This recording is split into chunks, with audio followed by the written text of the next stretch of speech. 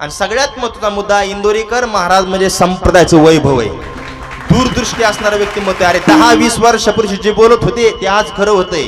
टीका करणाऱ्यांनी एवढा विचार करावा, कमीत कमी आपली पात्रता किती, आपली लायकी किती. राजकारणी लोकांच्या सभेला माणसं बोलून येत नाहीत, आले तरी परत ती बोंबलत येतं. 500 ठरलं होतं, 200 दिले, 300 आणले मधल्यानीच. पण ह्या माणसाचं रातच्या 12 वाजता कीर्तन ठेवा, नांगरटात कीर्तन ठेवा, 5-5 किलोमीटर गाव नसतं जवळ, पण 10,000 5,000 समाज, हजारो समाज जमा होतो. ही ताकद आहे. आणि असा वक्ता होण्याकरता हजारो वर्ष जावं लागते.